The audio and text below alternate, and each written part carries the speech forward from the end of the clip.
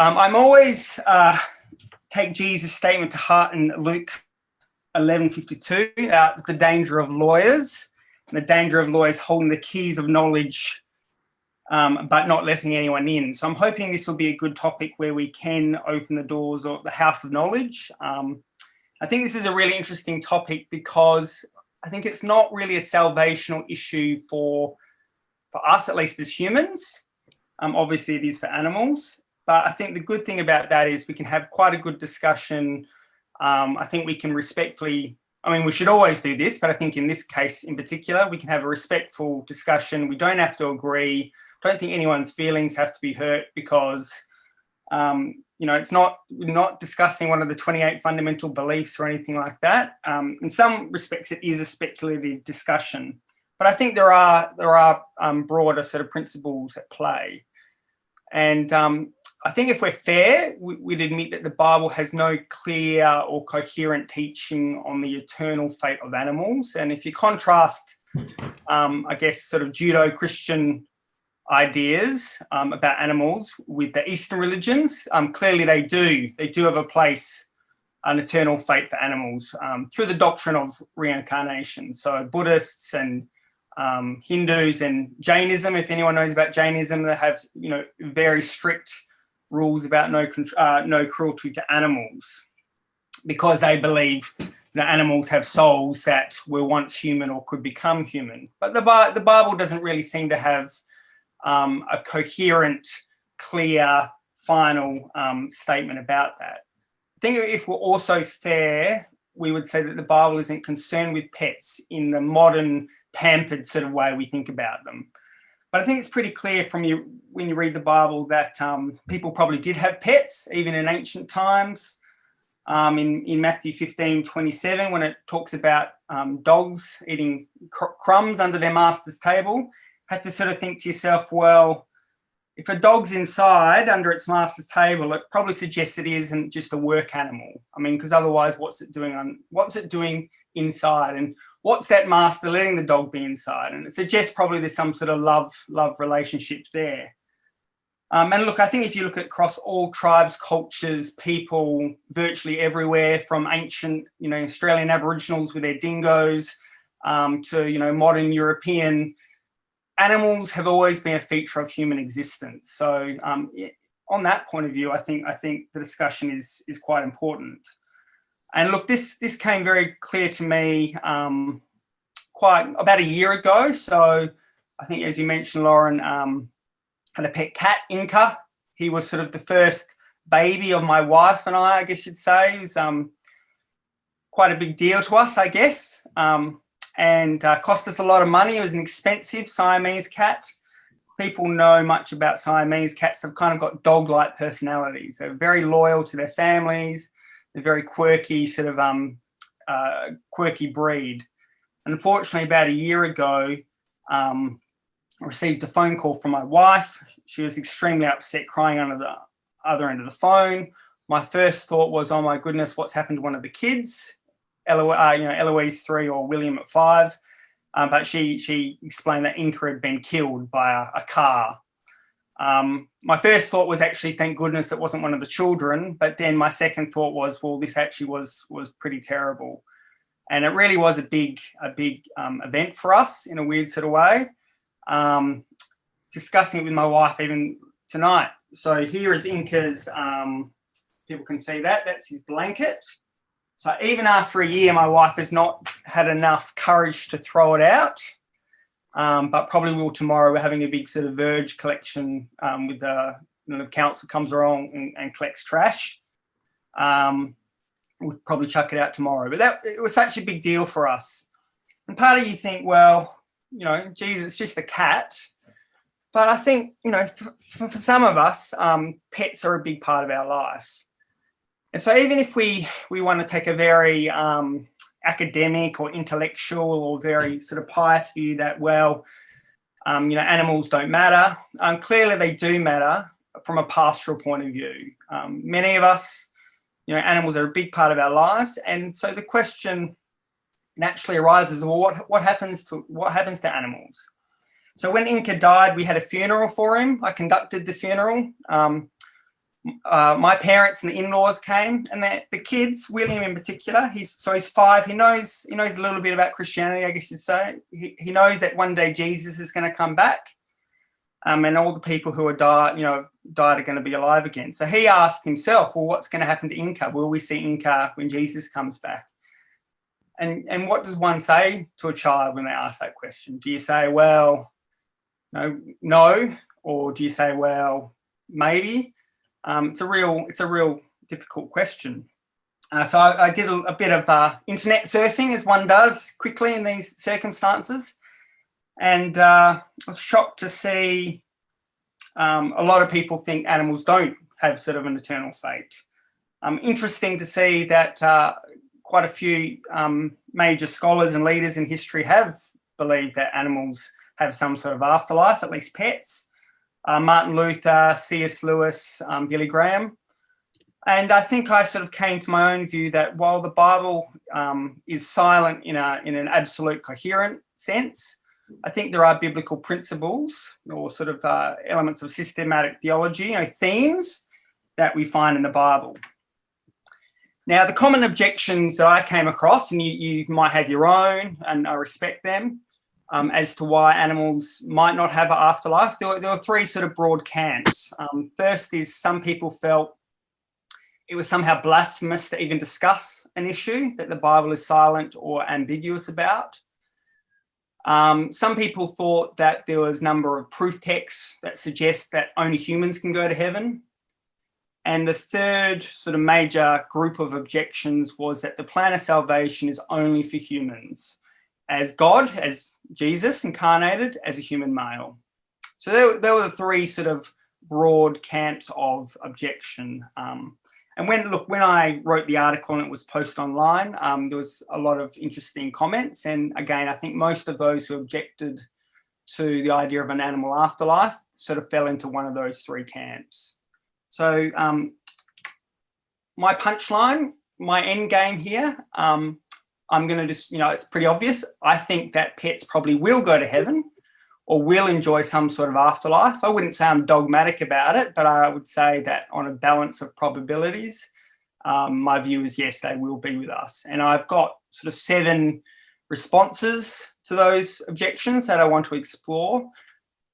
But while I'm exploring those, I want you to think, because I'm going to be super interested in what you all think at the end of this. What do you believe about this issue, and why do you believe it? So will Inca be in heaven? Yes or no? And why do you believe that? Yes or no?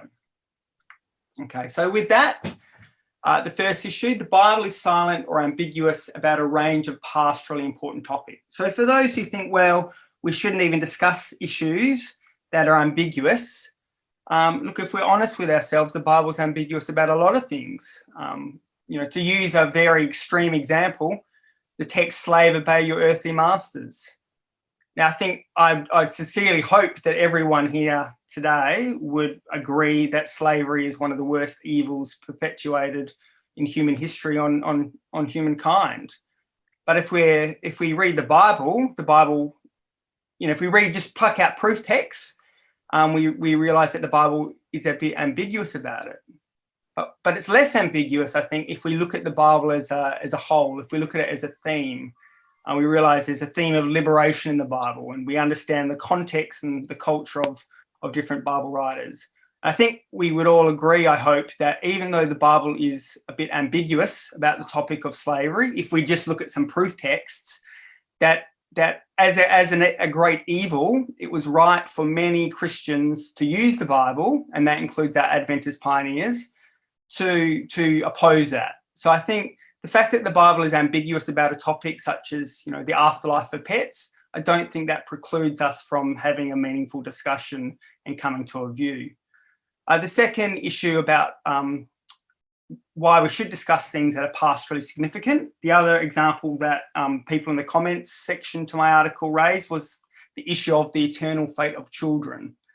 Now, again, I think it's one where we can't probably have a dogmatic view. We probably don't want to make up precise doctrines like, the Catholic idea of limbo on that.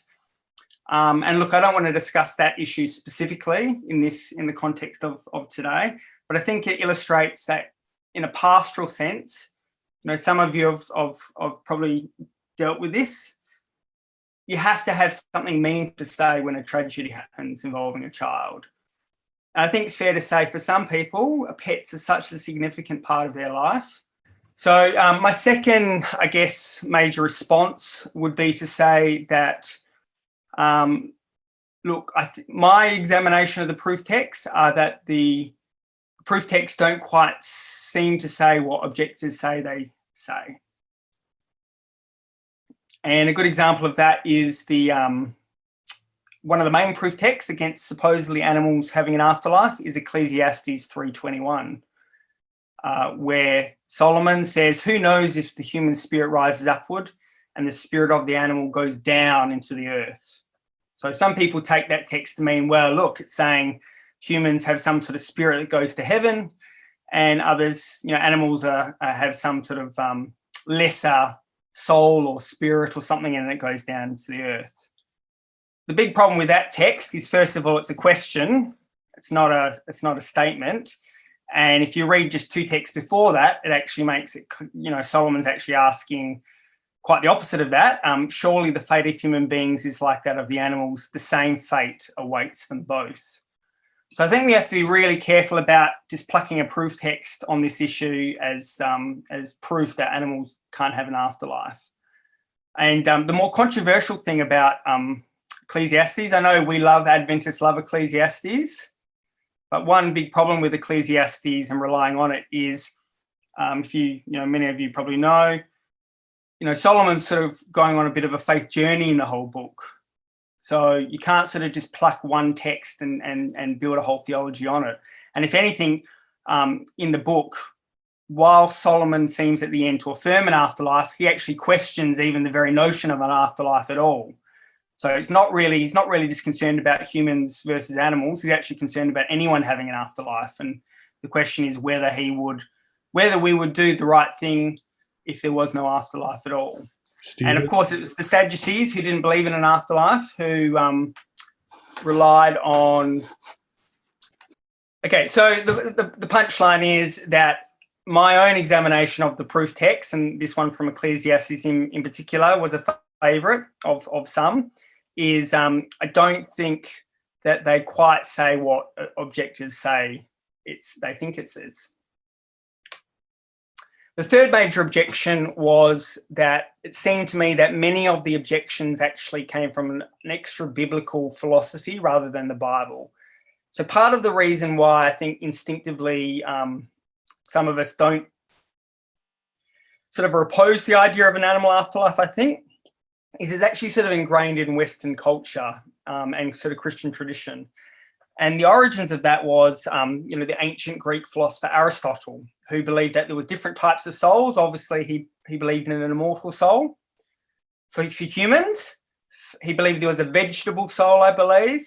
He believed there was a sort of a sensation soul, but only humans had this rational, immortal soul. That he came to that view, obviously, based on various sort of philosophical arguments. Now, Thomas Aquinas, if you all know, he was a famous Catholic theologian. And what he did for Christianity is he loved Aristotle. And as Augustine loved Plato, he loved Aristotle. So he sort of incorporated many ideas of Aristotle into what would eventually become, Catholic thought. And taking sort of Aristotle's view, he believed that animal souls were perishable and only humans had immortal souls. Now, of course, as Adventists, we rightly question the notion of an immortal soul at all. So that's probably our first problem with that idea. But it was sort of based on a wrong premise. And that wrong premise, it was the idea that animals couldn't be rational, only humans could be rational. And the person who probably took that to an extreme was Descartes, who believed that animals were mere automata. They were biological machines. So his view was that we owed no moral compunction towards an animal at all. So if you had a cat, if you tortured and killed your own cat and it was no longer catching mice, well, that may be an inconvenience to you, but you committed no moral act because in his view, animals were just machines. But of course, we now know, I think it was probably pretty obvious even back then, that such a view of animals is really not fair, because animals can feel, they can be rational, and probably the best example of that is grief. Animals can grieve, we know that. Sorry, I'm just bringing up my other page.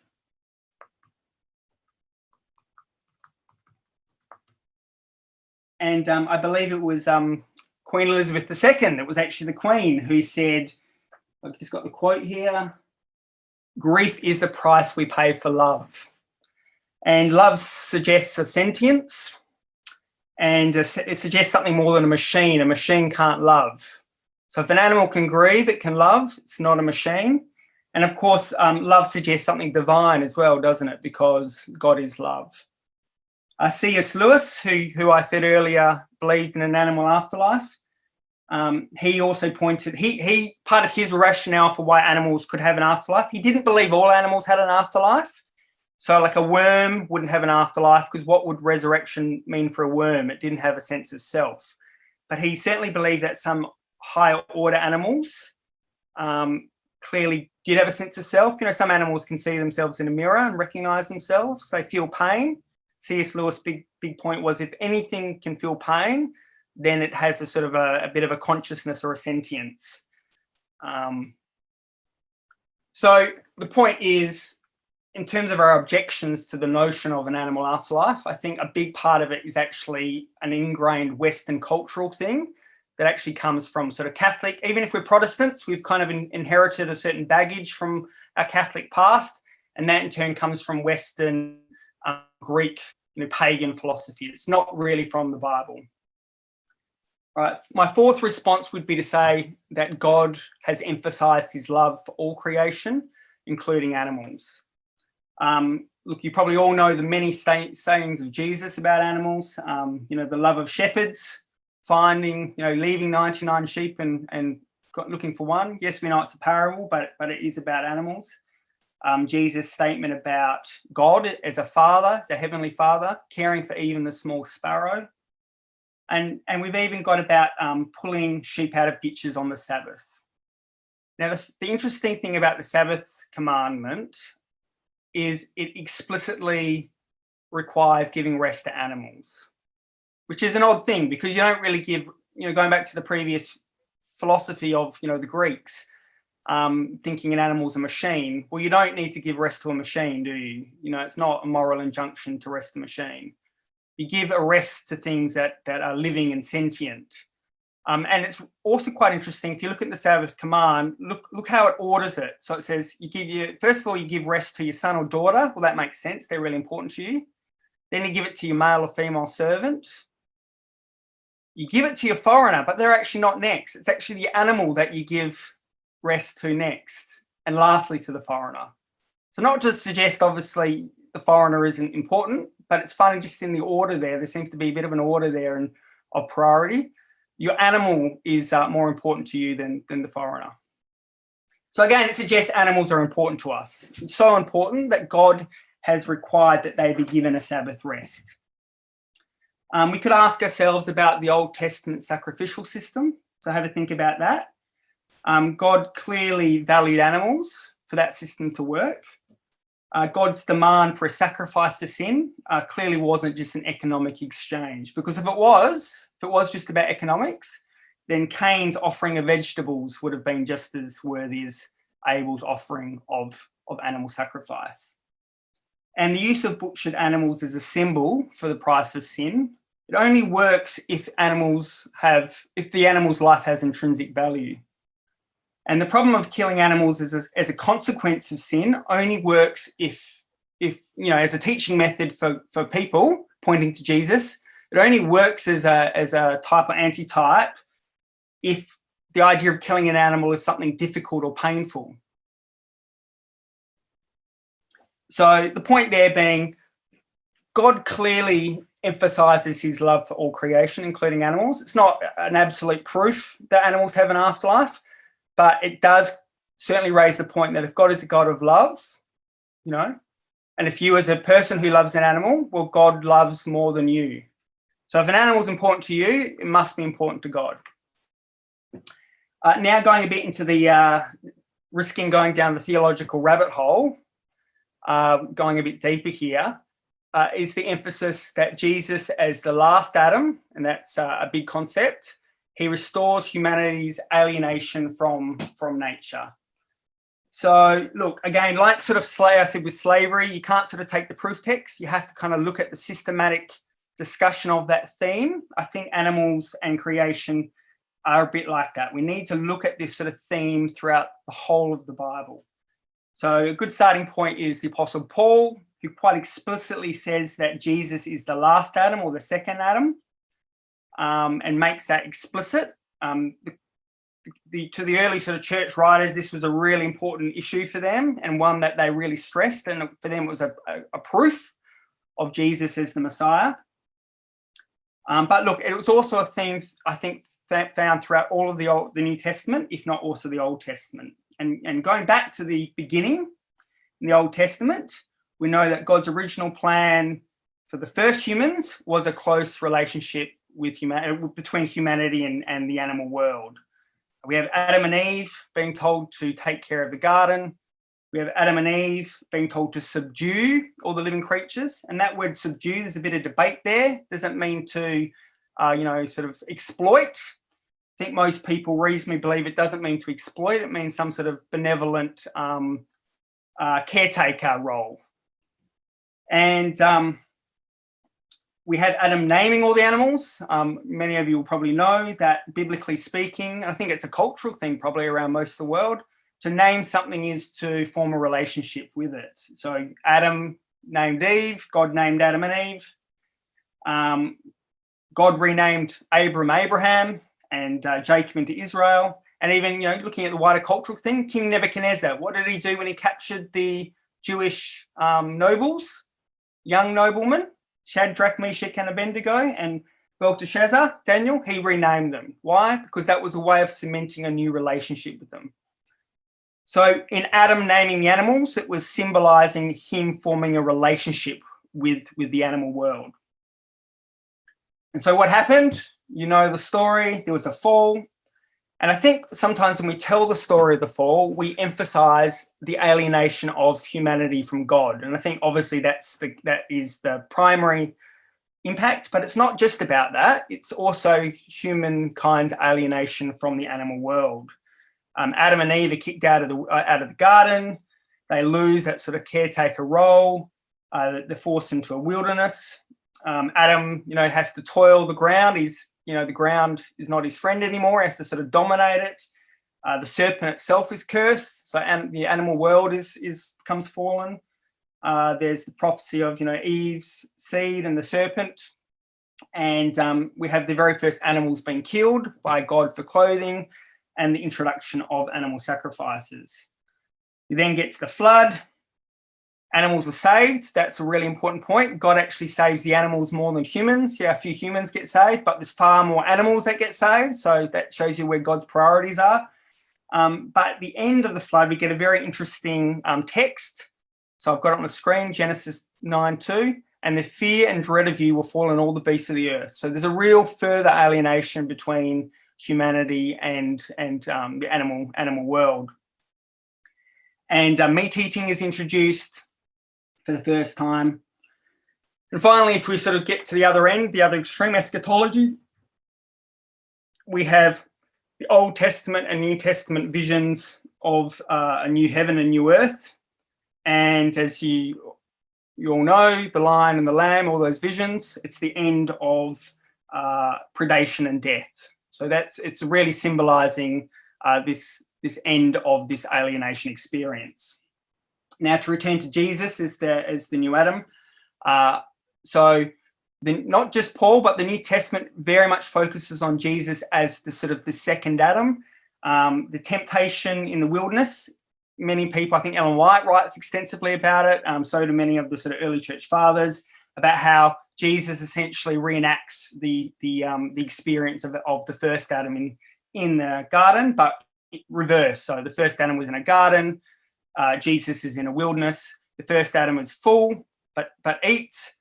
Jesus is hungry, but doesn't eat. First Adam, is a man who wants to be God. Jesus is God who humbles himself as a man. And now you've got this key, well, I'll come back to that actually, about now at the end of that temptation experience, Jesus essentially becomes the Messiah. It's the second Adam. And then same with Jesus' death and resurrection. Jesus is arrested in a garden. The cross is a tree, it's a new sort of tree of good and evil. Both Paul talks about, referring back to Deuteronomy, cursed is he who hangs on a tree. The cross is a type of tree. It's a replay of the tree of good and evil. At the resurrection, Mary Magdalene mistakes Jesus as a gardener. So that's a little pun there, that he actually is the gardener, like Adam was a gardener in a garden.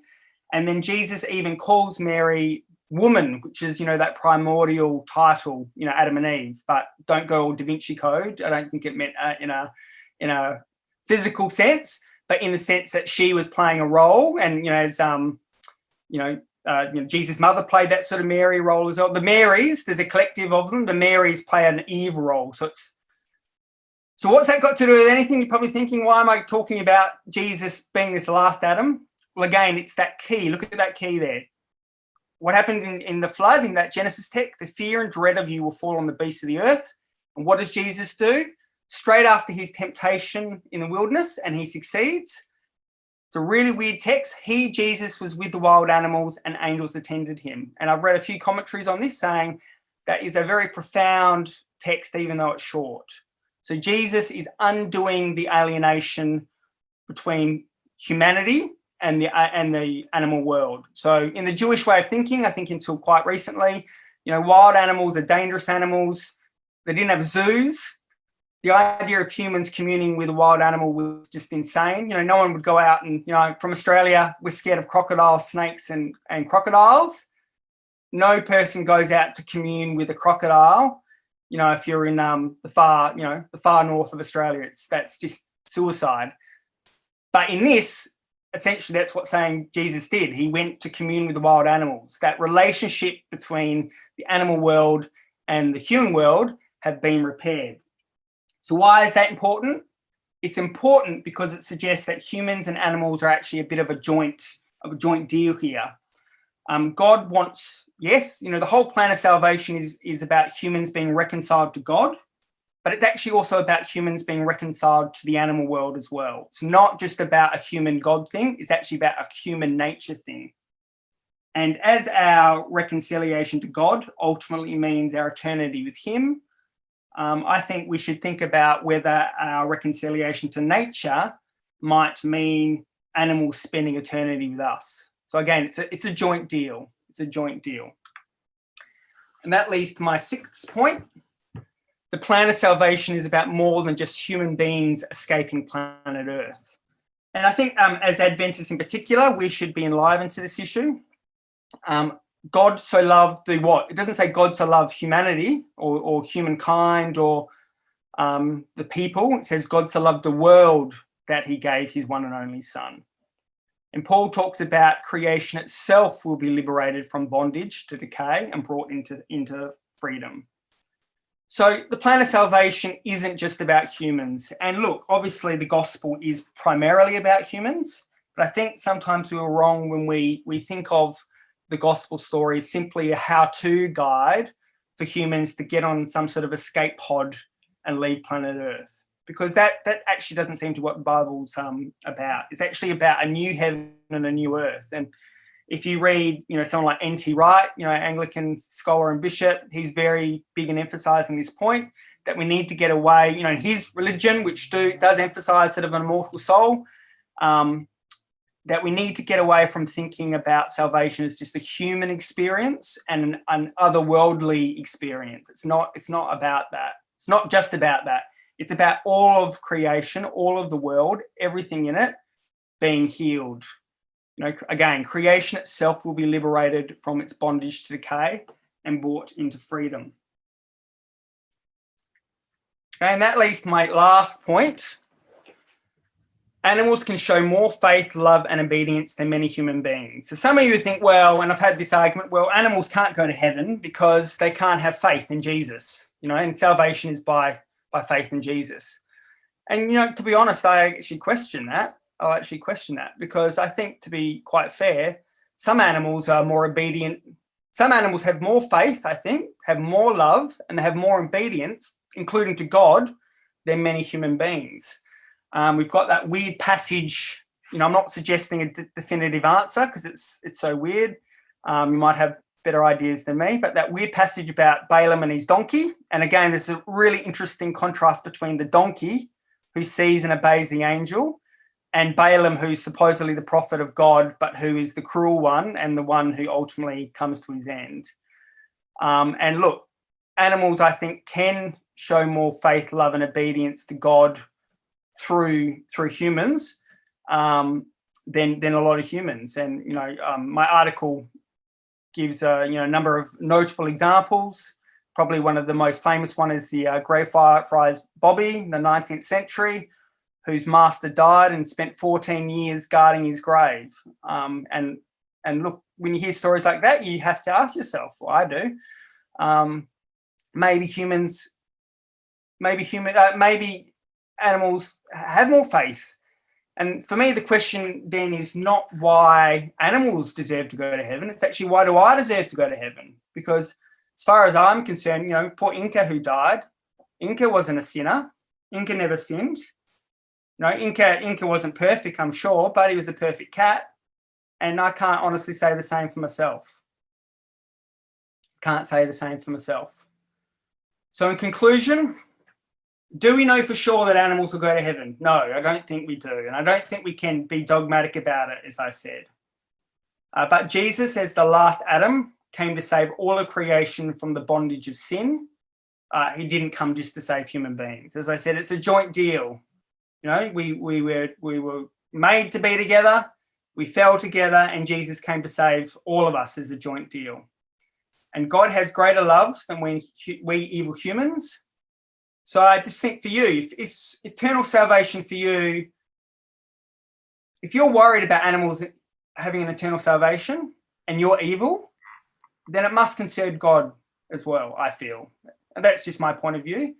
And to sort of paraphrase C.S. Lewis, if for you going to heaven, if a bit of a deal breaker is your pet being there, then your pet will be there. He will be there. And finally, I think we fall into a real danger of trying to limit somehow God's redemptive power, as if God couldn't resurrect our animals. He's the creator. He can do anything. So to finish with, I said to my kids, when William V said, "Will Inca be in heaven?" When he said, "When Jesus comes back, will Inca go with us to heaven?" And I said, yes. Now, the question is, did I say the right thing? What do you think? And so with that, I'd be very interested to see what you all think and why you think it. And with that, Lauren, I'm happy to hand it over to you and hear what people think. Yes, wonderful. Thank you very much. You can take down your screen at any time, and then we can see everybody a little bit better. Don't you think a great deal of this? Two thoughts come to mind. I'll start the conversation here because I only see two hands up now. Don't you think a great deal of this has to do with the notion that we must be special because of our intelligence, that nobody else is in the same relationship to God? And by relationship, I don't mean interactive relationship, but sort of existential relationship to God that human beings are. We're the only ones who can obey or disobey, accept or not accept. We're the only ones who are being held responsible in some way. We must be special. We must be above everyone else. And I have heard invoked in behalf of that, Genesis 1:28, that we were put here to subdue the earth. So that means that we are the only ones who can probably do pretty much anything we want with the animals or the earth or anything else like that. Why should we think in terms of animals having a sort of sense of importance to God at all?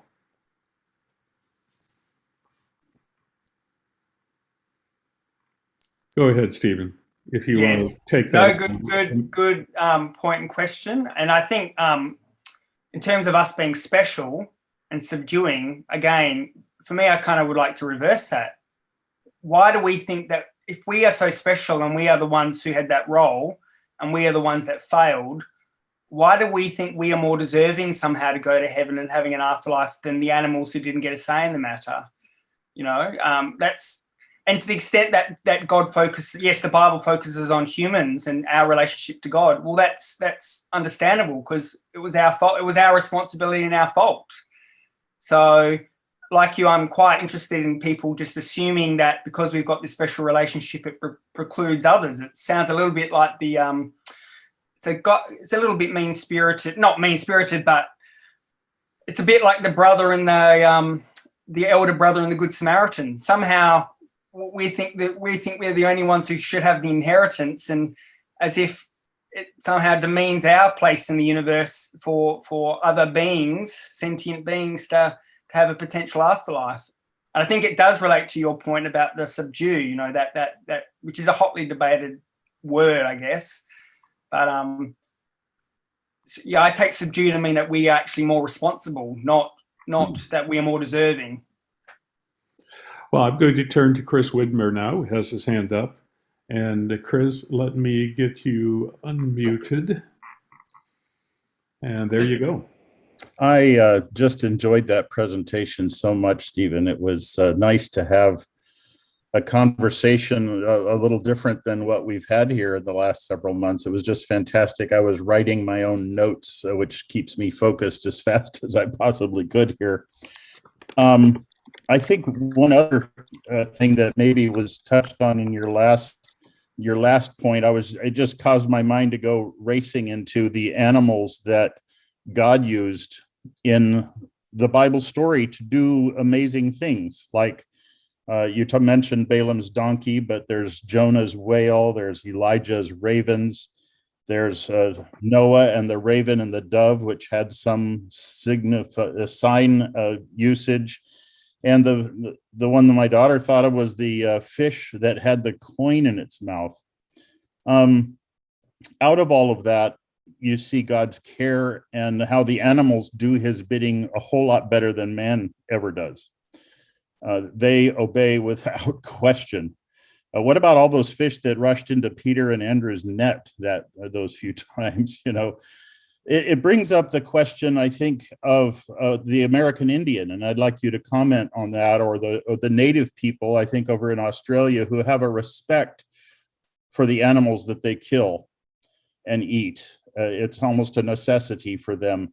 And also the call for humans to be not dominators of creation, but stewards of it, and how we should take care of the earth.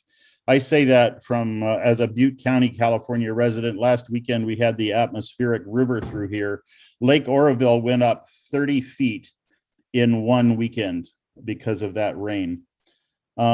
Climate change and all of that, and how in many ways we are destroying the earth and its inhabitants, all the animals' extinction. I know I'm kind of rambling, but those Bible stories, I think, stood out to me, of God's commanding the animals, and they say, yes, my creator, I will obey.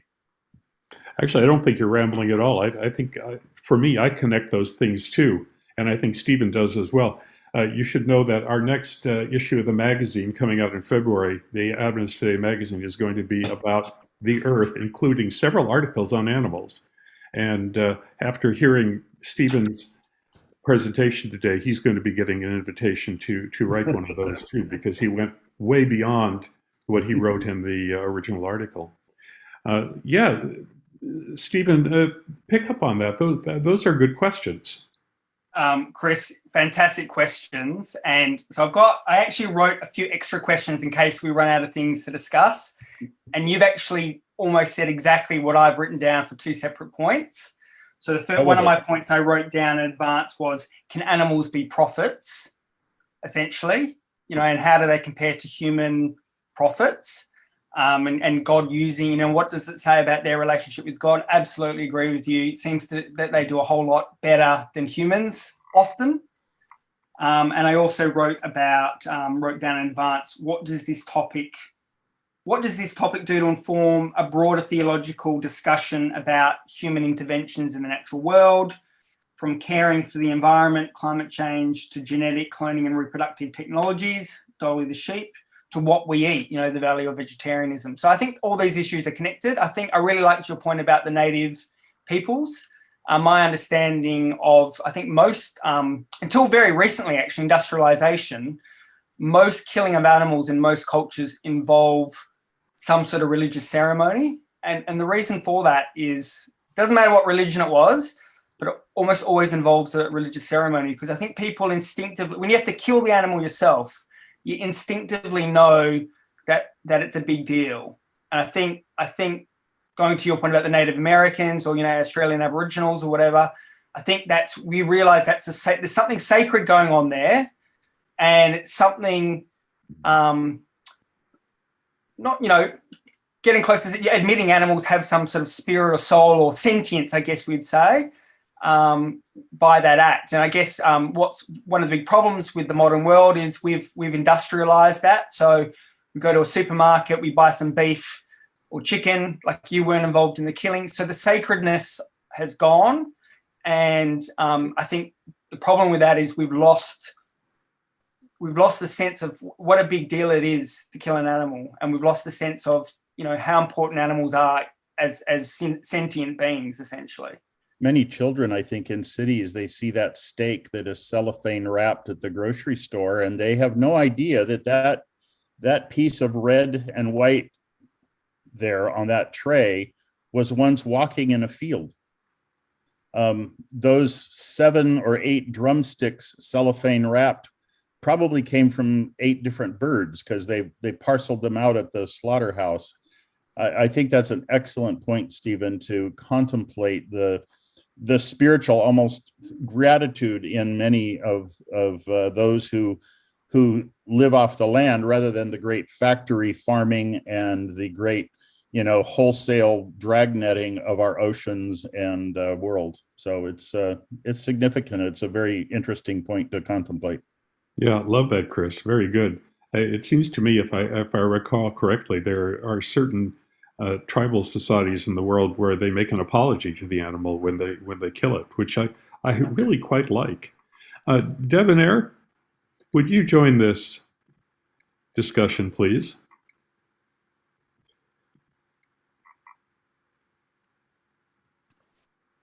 Okay, am I unmuted now? All right, good. You are indeed. I tried to unmute me and it said the host is not allowing. First of all, I would like to say how much I agree with everything that's just been said. As many of you already know, I was raised as being part Native, not very much. My great-grandmother was one of those who was taken from her family and put in the schools with the Christians. And we won't go there, but I believe that we were intended to live as close to the earth as possible. And I personally do. So I have 4 acres here, and I raise almost all my own food. I have a mammoth donkey, a bunch of chickens, a cat, a milk goat. I make all my own dairy products. But I not only talk, so there's a couple little things. One is I was in the barn one day with someone else visiting, and something was dropped on the barn floor or something. And I said, sure, we pick that up. We've got people around here who will eat it. And she looked at me weird and said, people? Like, do you mean the animals? And I said, well, the chickens. Yeah, it had not occurred to me. I wasn't thinking of it as the people in an Indian way, you know what I mean? But that's how I think. It hadn't occurred to me. That's how I think. I call them people. I talk to them like people. And it's the same with my plants. I thank my plants for what they give me. I am apologetic to the carrot when I pull it out of the ground. I'm grateful to the herbs. I honestly, of course, when I do that, because I'm a Christian, I will then turn that into a prayer to God, thanking God for those plants and for the eggs that the chickens give me and the milk that the goat gives me. I believe that the time has come a long time ago that if you want to eat meat, you need to either kill it yourself or know who did and how it was raised. I'm not willing to kill animals and process the meat myself. Therefore, I'd rather not eat it. So, but I had 2 little stories I wrote in my hand so I wouldn't forget. One was a friend of mine who asked why I don't believe in eating certain kinds of meat. And I said, I think they're health reasons, blah, blah, blah. And she said, if God didn't mean for us to eat all the animals, what did he make them for? And I just kind of went, what? Like, they were only created for us to use. They have no right to their own existence. It was stunning to me. I did not know yet at that time that there's a large segment of Christian population that believes that we were literally, that this world was created as a box of presents for human beings. We're the only reason it was made. Great line, by the and for way, us to Deb. use up any way we want. Sorry, what? Great line. A box of presents for human beings. I love that line. I remember that one. Use them up any way you want.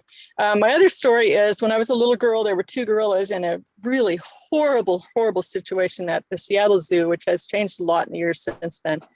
And there were two gorillas named Bobo and Fifi. And I loved Bobo and Fifi. I visited them every chance I got in their big concrete room with, I think, a tire swing and a wooden platform and some toys. And Bobo died. And I went to visit Fifi, and she was sitting in the front corner right by the window, and she was crying. Tears were running down her face, and she was wiping the tears from her face and licking them off her fingers. And I stood as close as I could get to the glass and just felt with her. I probably talked because I'm a talker. I probably told her how sorry I was. All alone in that green painted concrete room. It was horrible. And then last story, I promise, my last baby, Sally, who, believe it or not, is 36, Lauren, was in a little front carrier about 2 months old or something. And we were visiting with my family out west, and Seattle Zoo is a whole new world now. And there was a mother gorilla with a brand new baby. And I was standing, you could see them if you see them. They got to choose whether they wanted to be near the people or not. Well, she was holding her baby, and there was a person in a uniform sitting, out of her way, but making notes, trying to learn about how she took care of her baby. And I saw her eyes meet mine. And she was looking at me, and then she was looking at this weird red and blue thing in front of me. So I turned sideways, and I said, I have a baby. See, I have a little baby in here. Well, her baby, there was a crowd. Everybody wanted to see the little baby, and she was holding it like this. So she reached in and held up her baby by the hands to me. And I got tears in my eyes. Her eyes were on my eyes, and she was saying, look, I have a baby too. Everybody's ooh, ah, and I'm turning so she can see the face of my baby. I had an absolute connection with that gorilla for those 2 minutes. There's no doubt in my mind. And I just don't think that, I think humans just think they're all that. And the reason why we have to have a special relationship with God to reach to a special restored relationship with God is because we messed up. It's because we messed up. It's not because we're somehow more special. We're less special. We stopped living according to our natures the way all the animals and plants already do. We have caused this earth so much pain and sorrow. And we are now tasked with not only with that special relationship with God, but also with trying to make it up to the plants and the animals. And I'm done preaching. Thank you. Thank you very much, Deb. Steve, it occurs to me that at the very least, taking these attitudes, some people are going to say, "Oh, that's too mystical for me, a little too woo-woo." But at the very least, if it goes very much along with the notion that we're given in Scripture that the earth is the Lord's and we are stewards of it, and that it's something to be respected and loved. Don't you think? Absolutely, yes, absolutely. And I really appreciated all your points there, Deb. Agreed absolutely with everything you said, 100%, 110%. And even your last point there about, we screwed up. I think sometimes, and we think we're special. And then even within the human race, headship theology, some men think they're more special because Adam was a male. I think it's actually everything is inverted. The person who screwed up the most was Adam. The Scripture seems to blame him the most. That's why Jesus became as a man. Part of it is not because men are more special. It's because they're the biggest failures. And then, I touched a little bit on Eve, the Eve role kind of being performed by not just one Mary, but a whole bunch of Marys. And then, with Chris's point about animals, animals are quite involved in the plan of salvation. We seem to have it all backwards, I think, to some extent, about how it all works. And you also made some really interesting point, and it almost risks going down the rabbit hole. So I'll just say it, but we won't necessarily go there, about different types of animals. There's a really interesting thought about domesticated animals. Most of those domesticated animals are clean animals. And the great sociologist, anthropologist, it's a man, but it's Emil Dirk, I can't forget the name, when I sort of did anthropology as an undergrad, believed that the clean animals represented humanity's taming of the wild, and the unclean animals represented the chaos. And I think within a Christian perspective, we can kind of see the wild animals sort of represent the impacts of the fall, predation and death, and the clean animals represent, in a weird sort of way, like God healing the animal world through human intervention. And I don't actually know the full picture. I'm just kind of like, but there seems to be weird elements there about the role of domesticated animals in particular. And as they're animals of sacrifice to God, and they're animals of that you can eat, notwithstanding all the issues we said. So, and I don't profess to know the full story or the picture there, but it just really clicked for me when you said something before, Deb, about that. Durkheim, I think is who you're Durkheim, that's it. All right, there Durkheim. you go. Stephen, I ran across, I was reading an essay in one of my magazines recently, and I wish I had noted it, but the idea came to me, where they describe somebody as saying that he only eats animals that have the least intelligence. So he was willing to eat an oyster, but he was not willing to eat a cow or a chicken. And I thought, that's just exactly the opposite of what we do. We say you can't eat those sort of insect-like creatures at the bottom of the sea that operate mostly out of instinct, but you can eat an intelligent animal.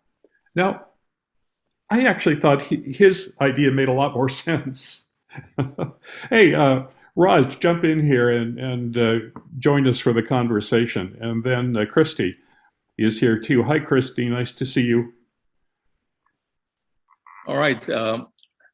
Stephen, thank you for this presentation. In my 10+ years, I don't believe I've ever heard a formal presentation on this topic or been part of this conversation. So thank you for leading us in this, in thinking about this.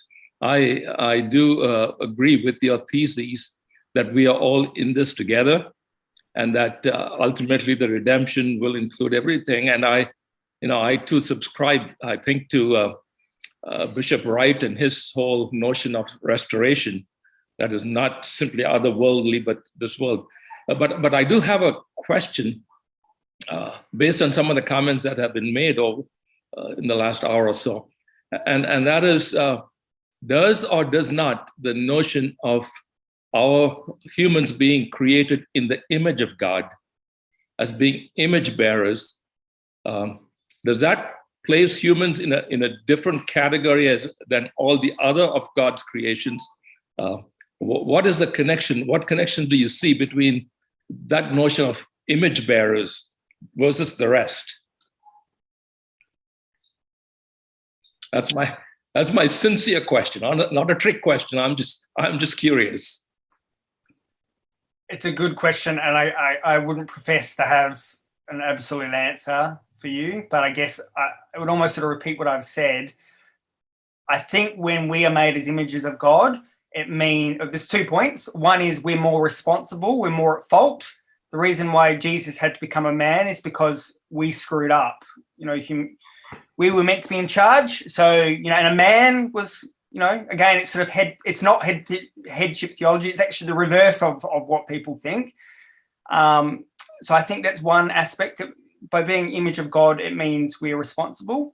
The other weird idea, just your question made me think of it, was when we are images of God, it means we are God. We are as if we are a God to other beings. So have you heard that theory about parents and children. I think even Ellen White has a statement, and many other people, that parents are as God to their children. So I said we wouldn't get onto that tangent, but I will just now because I think it touches on it. That's actually in Steps to Christ, I believe. Through the beauty of nature and the deepest and tenderest ties that human beings can know, God is shown to us. Yeah. So yes. So when human beings are, so even if you're looking at a parent is as God to their children. So when we say, oh well, how are children saved? Well, children have faith in God through their parents. Parents sort of represent God. And I'm not sure if you've heard that theory with traditionally we say the first 4 commandments are about God and the last 6 are about man. The theory is no, that's not correct. There's 5 commandments about God and 5 commandments about man. The 5th commandment isn't about man. It's about your parents. Your parents are God's delegates on earth because they literally create you as they are creators. They are participating in that creation activity. So how does that relate to animals? So the point is that by being in the image of God, we are God's delegates on earth. So going back to our pets, the idea of how do our pets get to heaven?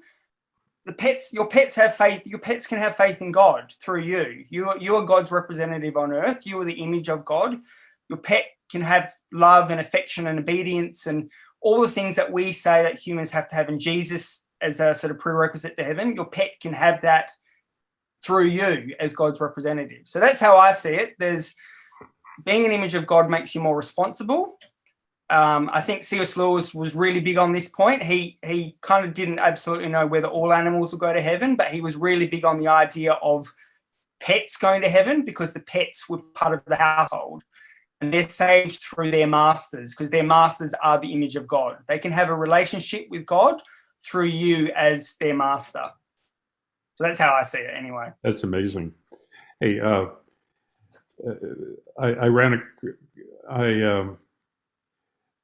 it does seem to me, years ago I heard Malcolm Maxwell, he told us once in class, he said, remember that being made in the image of God is in the context of creation.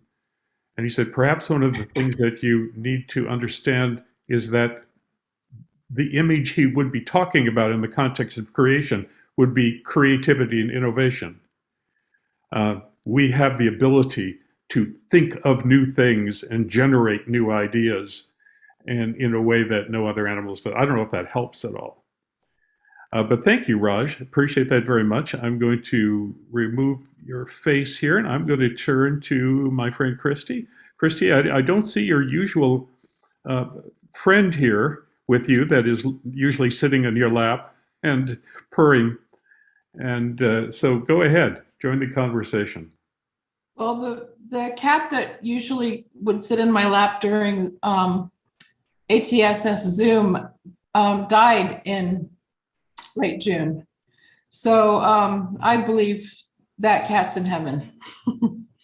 The reason I say that is because I'm an always single person.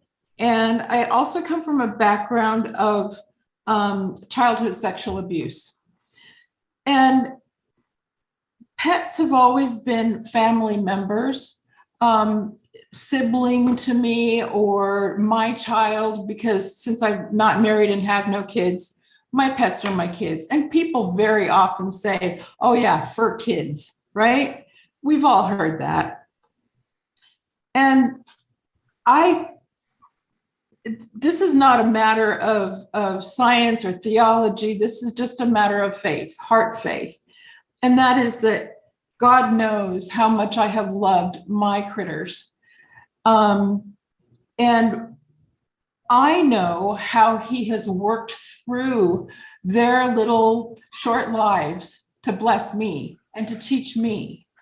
And so I believe that my pets will be with me in heaven.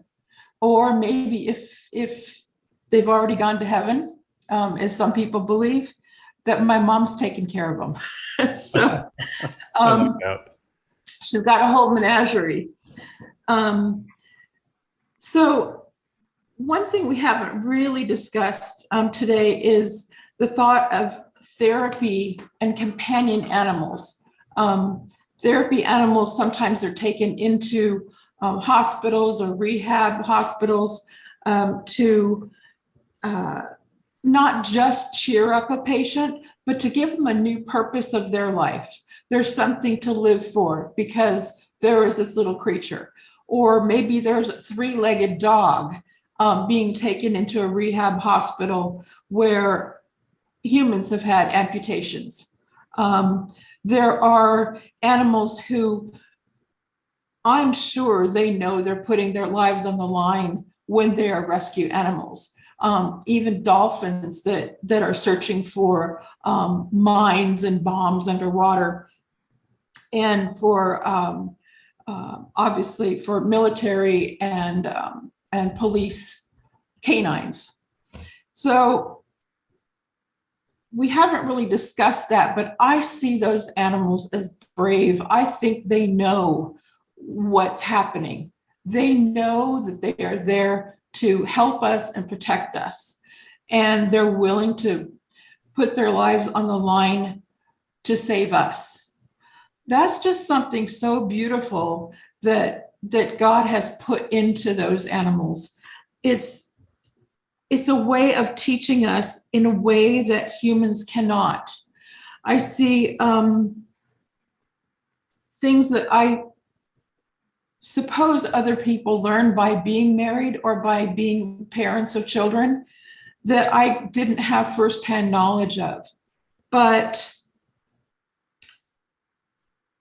I have learned over the years the role of myself as a child, myself as a servant of a master. By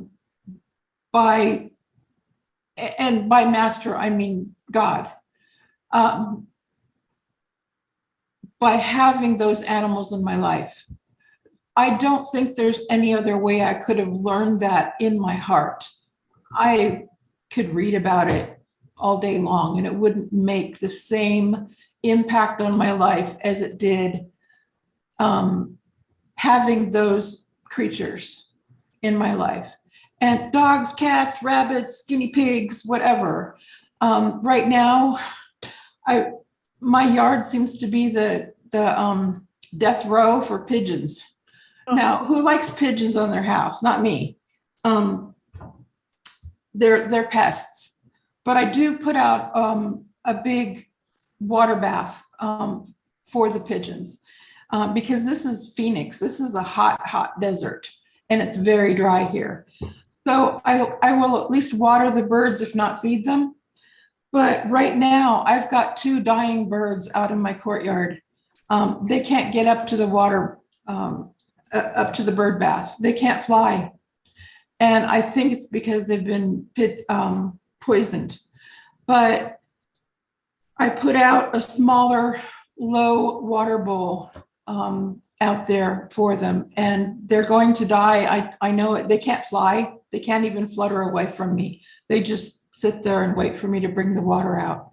But I have a tender heart that I don't think would be there if not for animals in my life. It's a way that God can put that tenderness and compassion into me that was taken out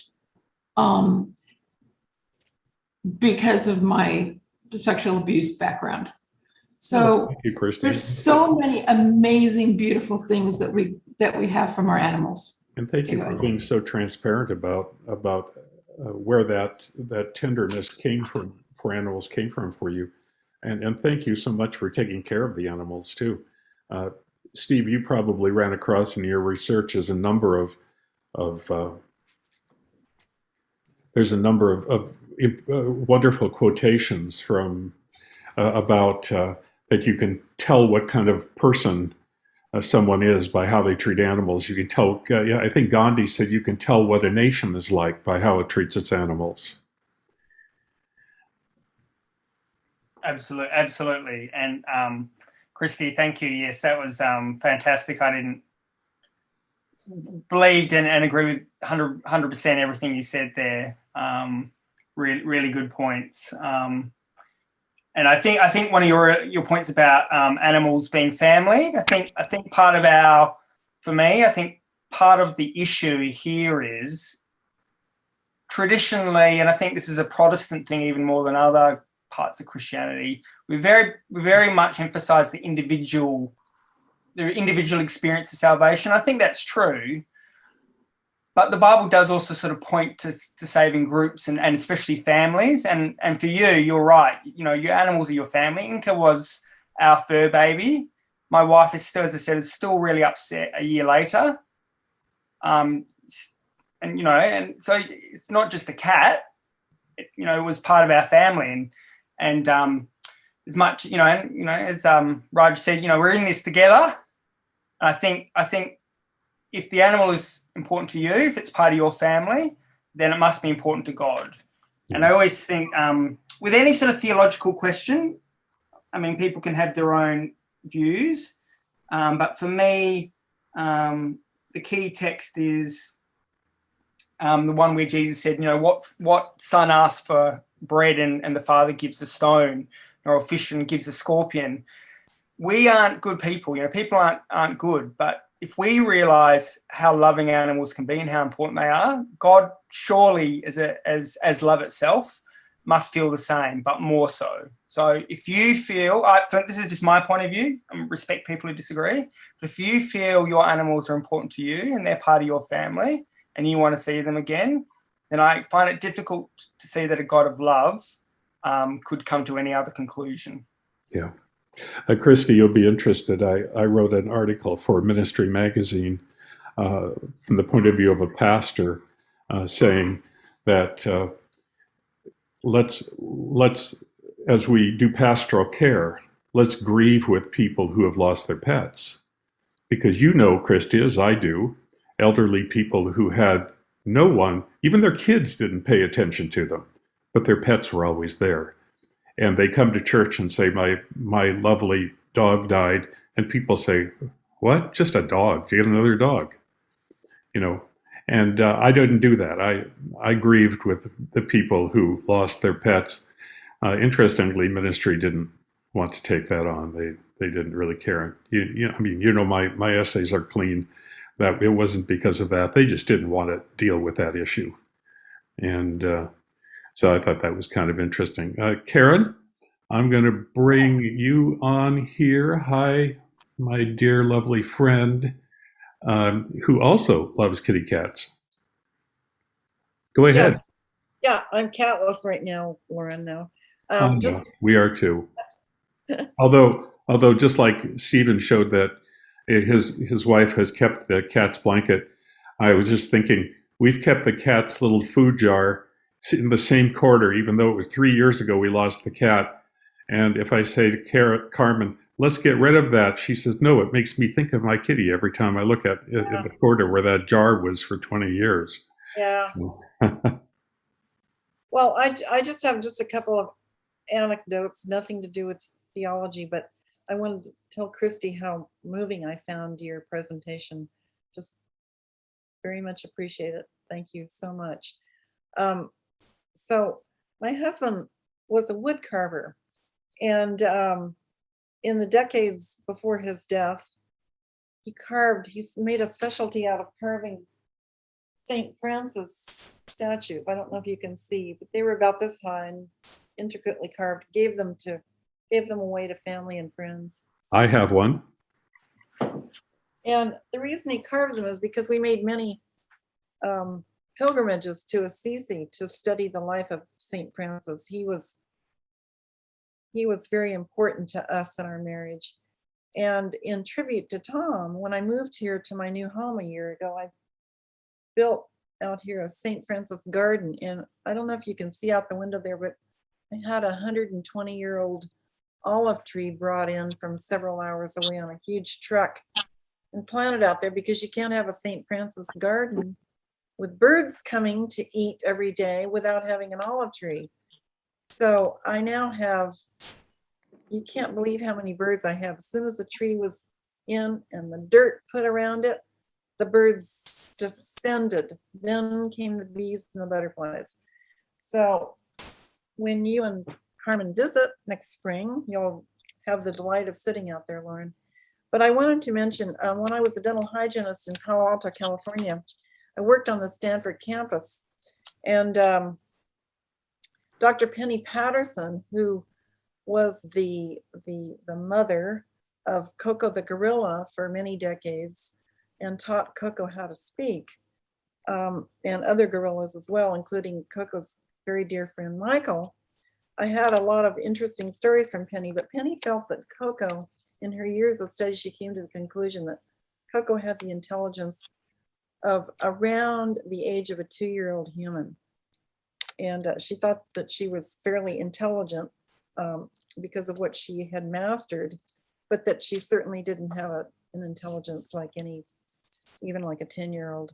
But what impressed me even more than Coco's language, I think, was Michael's art ability. And I don't know if any of you ever saw Michael's paintings, but he had a tremendous concept of color. And I try to paint, and I find color composition very difficult, but Michael really had a pretty good nail on that head. So anyway, that's my contribution, and I'm really enjoying this morning. Thank you.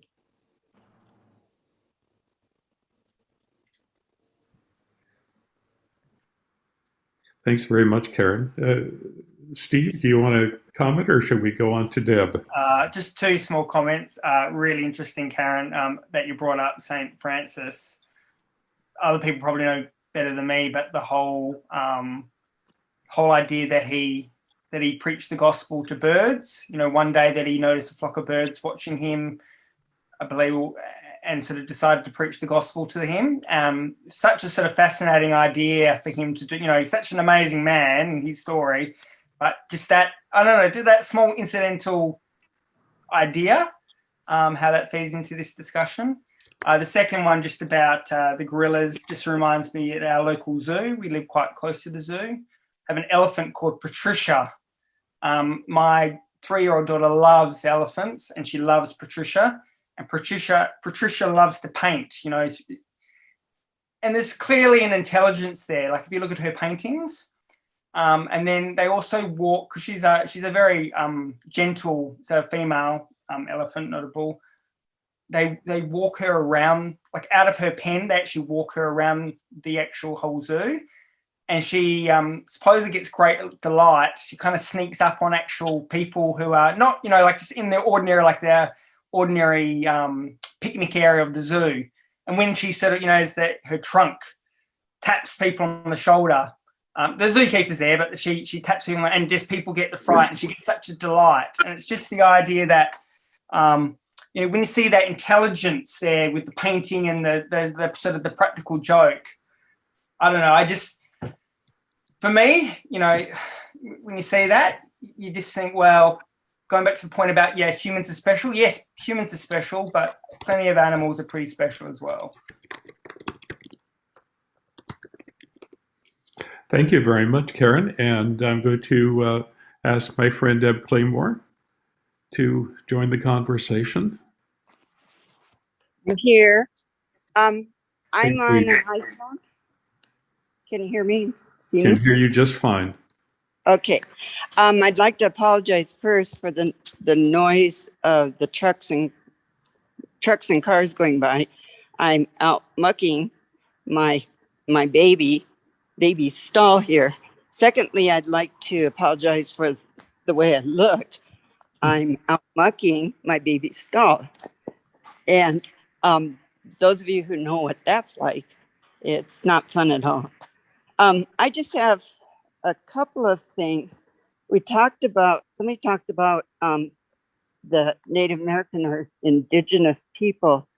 And I would like to, I can't speak for all Native Americans because we have what, over 580 federally recognized tribes. And I can just speak for my tribes. As far as a little information, yes, when one of our tribal members kills an animal for food, which isn't very often anymore, then yes, the spirit is thanked, the spirit of the animal. One of the things that I note is that our tribes believe that the animals are on equal planes as human beings. And I tend not to, just because God has stated that we are to take care of them, and never really said that animals aren't the same as humans. That's saying that I do believe that animals are my animals and anybody else who loves their animals are going to be in heaven. And I'm very thankful for that, especially after the scare with my horse. She had to go into the vet hospital and had an operation, and it was really touch and go. I've had many animals that have died. I've had animals that when the other one dog would die, then this is just recently, my other dog just kind of mourned and died within a month of the first one. They do have feelings, absolutely. And with that, I guess I'm done. Thank you. Thank you, Deb. Yes, definitely agree with you, and thanks for those points. Especially about the found that really interesting about the dogs. Such a the grief illustrates love, and if something can love, then it obviously has worth. As God is the being of love. I mean, almost that idea for me sort of trumps all the other sort of clever theological arguments. If something can love, and God is the being of love, then it is reflecting God, and has worth.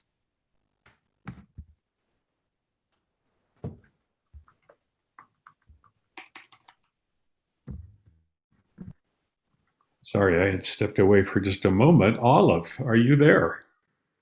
Yes, I'm here. Can you hear me? I sure can. Yes. I see the conversation also raises the question as to the intelligence of other beings. And as you discuss this issue, I'm not thinking just or even as just pets, but all life forms. I think all life forms are manifestation of the divine.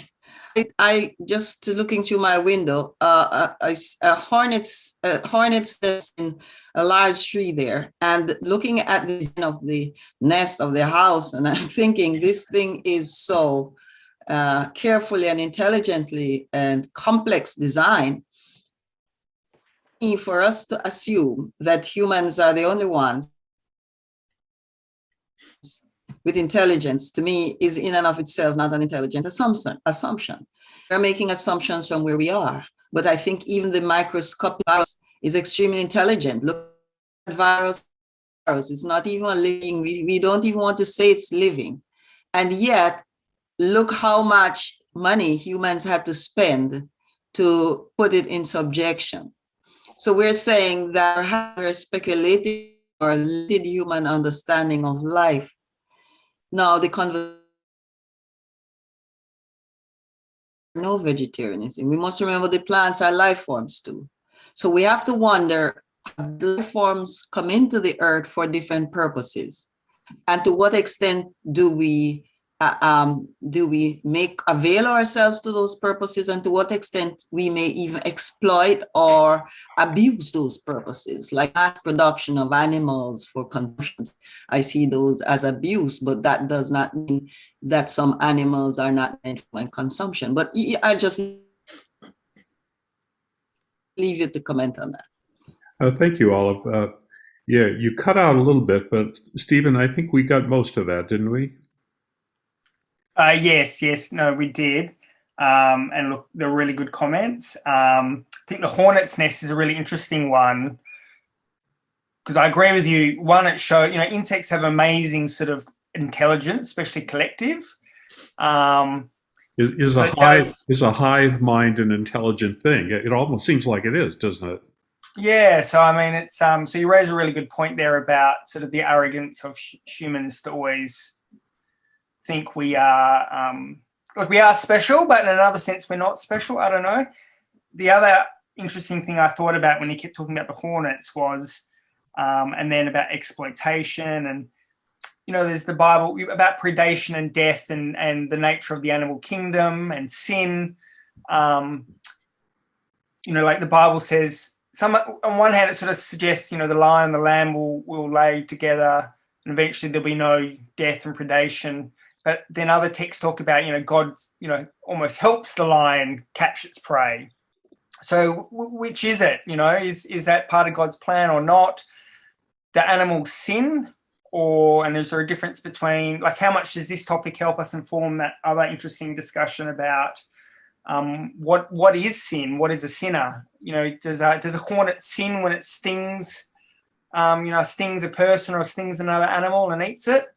But if it doesn't sort of sin in a lowercase s, like moral personal responsibility, is it still an illustration of sin, capital S, that sort of state of fallenness that the world has? And you think of predators mostly, lions, and I don't know the answer, to be honest, but it's certainly a fascinating question. And yeah, your point about the hornets really, I don't know, for me that sort of jogs that thought, and I'd be interested if anyone else has had that thought and what their opinion would be on that.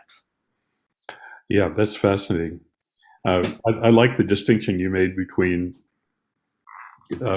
sin as sort of a factor of the universe, a characteristic of the universe, versus a specific moral failure. By the way, Stephen, have you ever read a book called *Sapiens* by Yuval Noah Harari?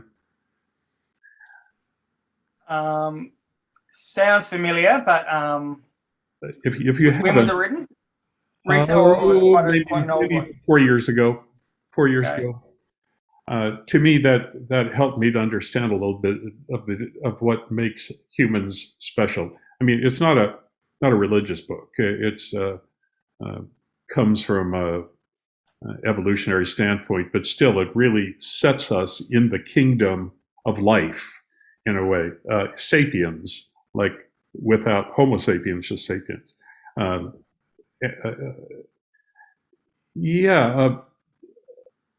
Brother Martin, hey, yes, how are things going up in New York City?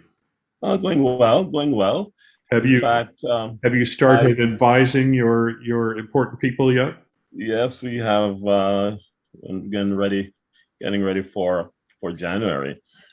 And by the way, that's a great book, even though it's Noah's book on Sapiens. It provides a sort of a generic framework of life. Yeah. Yes, that's what I was trying to say, Bob. You got it. You expressed it better than I did. There's a framework there where we are set in the midst of the world that we live in. I really like that book. That was me too. In fact, I wrote a review of it for a Christian Century magazine that got published, which was kind of fun. I hadn't been in Christian Century before. Been in Christianity Today, but not Christian Century. So it was sort of fun. Okay. Yeah. Go ahead, Bob. Anyway, I'm sorry to interrupt. Yes. Thank you for affirming that book. Yeah, absolutely. Talking about New York City, I want to touch on what I see. I know Carmen had mentioned the fact that animals went in the ark, obviously. And I enjoyed Christie's presentation on sort of the humanity of animals and talking about love and loyalty.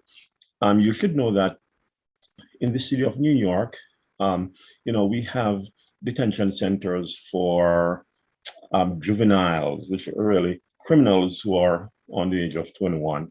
And we have a big challenge in that, because it's run by ACS, the Children's Agency. When they commit further crimes within the institutional setting, there's nothing the city can do because it's run by the agency. that protects children and prosecutes other people for punishing children. So what has happened is that there is a chronic situation of violence, and the youngsters who are in gangs, and they do not respond to the counselors and things. It's very a serious breakdown of order.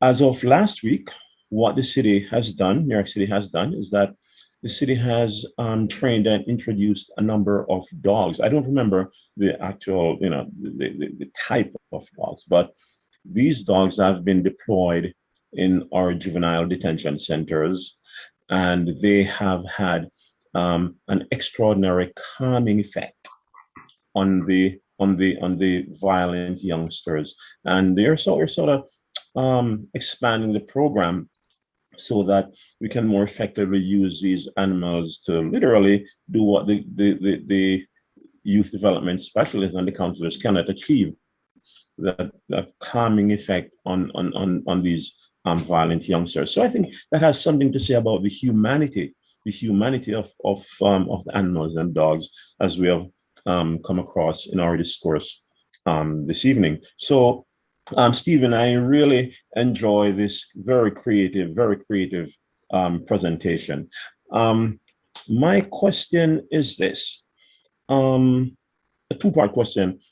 We talk about the intelligence of animals, certainly affirmed by the dogs in the juvenile detention jails and all that. Is there a sort of hierarchy in terms of the level of animals? Is there a hierarchy of intelligence or a hierarchy of desirability?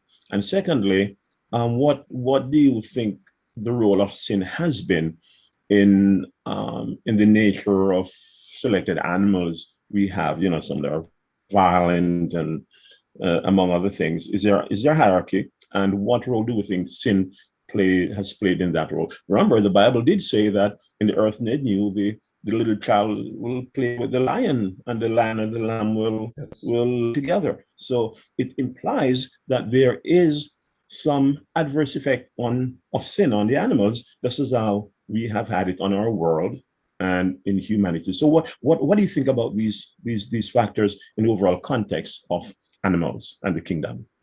Good question. It strikes me that what you were quoting about C.S. Lewis may apply here a little. Maybe that's what he was wrestling with when he tried to say some animals have a relationship that, I don't know, Steve, what do you think? To be quite honest, Bob, not 100% sure, because it's such an interesting, difficult question. When you talked about a hierarchy, do you mean in terms of salvation, or what do you class? Think? Well, the equivalent of a class system in the animal kingdom. But to what end with the class system? In terms of some that are more desirable and more useful, and some that are less desirable and less useful, from the perspective of humans, of selected humans. Like mosquitoes? Right. So the dog, the seeing dog, obviously is highly desirable. The canine, highly desirable. They would be at the top of the level of desirability, and maybe the mosquito or the cobra are less desirable. Although it may be because of sin. Who knows, right? So that's the type of hierarchy I was alluding to. I mean, your question's so interesting, almost raises like 4 other interesting questions or points, which, to be quite honest with you, I couldn't say I've got an answer, and I'd almost be as interested to see what your answer is. So one about different hierarchies and salvation. Yeah, I think C.S. Lewis' point was that resurrection would be pointless for an animal that didn't have a sense of self or consciousness, because when we have a new body, you're going to have new memories, and you won't probably be made of literally the same stuff. Every 7 years, all your atoms change. So what makes you? It's not just the stuff. It's not an immortal soul, as the sort of Greeks taught, but it's something else. It's some sort of sense of self. So if an animal doesn't have a sense of self, there's probably not much point in having a resurrection. So I think that was, I think C.S. Lewis put a bit of a hierarchy there. Yes.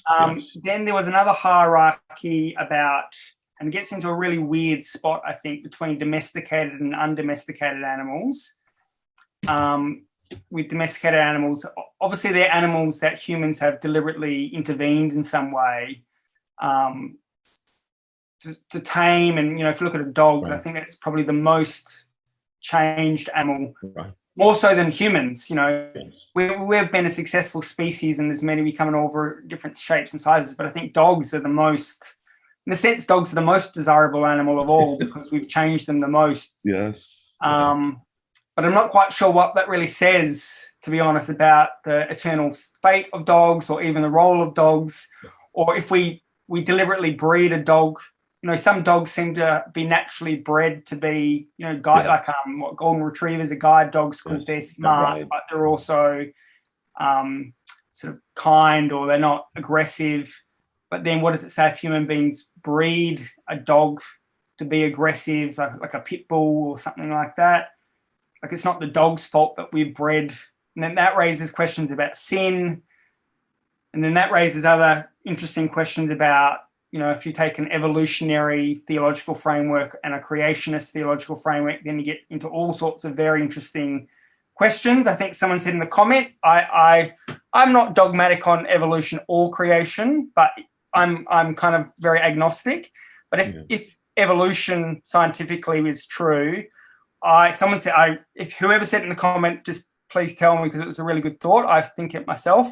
When God put Adam in the garden, it wasn't that the whole world was free of sin. There was already a great controversy before the world was made. There was already sin in the world probably. The garden may have been sort of a sin-free zone, but not the whole world, because otherwise what was the point of putting Adam into the wilderness if the whole world was sin-free? So the garden might have been sin-free, but the purpose of man was actually to continue that redemptive, like man's original role was some sort of redemptive role in the creative universe. So that's how I kind of reconcile, sort of biblical beliefs with the theory of evolution. Mankind actually had this critical role in interfering, what is natural, what is unnatural. It seems to me that mankind's role was actually to interfere with nature in a good way, and domesticated animals is, and then that leads to all sorts of really other interesting questions about what is natural, unnatural, and natural law. And you get into interesting debates about, Catholic views on contraception, because they view that as unnatural because animals don't, use contraception.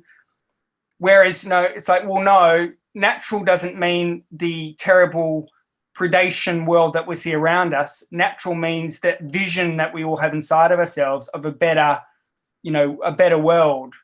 So that probably doesn't answer your question. That probably just raises 5 other questions. Well, I think Bob, like me, I think we have in common, we both like questions that raise questions rather than answers that settle them all. And that's one of the reasons we do this class, is to raise more questions and get people to think. Thank you, Bob. I appreciate that. Good job. Good questions.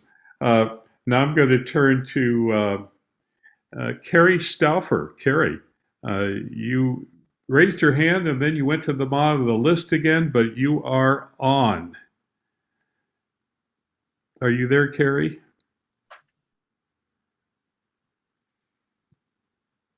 Hello, can you hear us now? Yes, we can.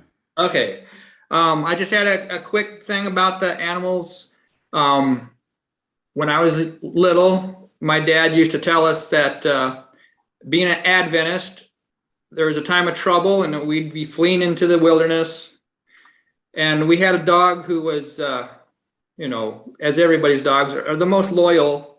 And of course, that dog went with us everywhere we went when we were kids. We'd be hiking in the mountains. And my dad would say, he can't imagine that when Jesus comes back and we are all caught up into the air, that dog would be leaping up and down on the ground and be left behind. Because on that best of days, that'd be a real downer to have our dog left behind.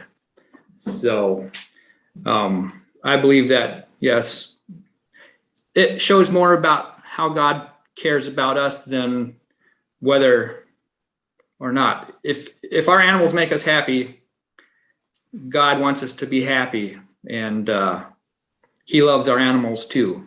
So that's my little story. Yeah, thank you. Thank you. Appreciate that very much. Good job. I'm going to move on to Carmen Seibold, who she and I have actually experienced a lot of animal interactions in common. We've had, let's see, I'm trying to think, maybe 6 different cats through our lives. Stephen, you should know that when you were talking about dogs being special, several people popped up here and said, yeah, but the cat people would disagree. And I do think I'm a cat sort person, actually. I'm actually a cat person myself. Yeah, me too.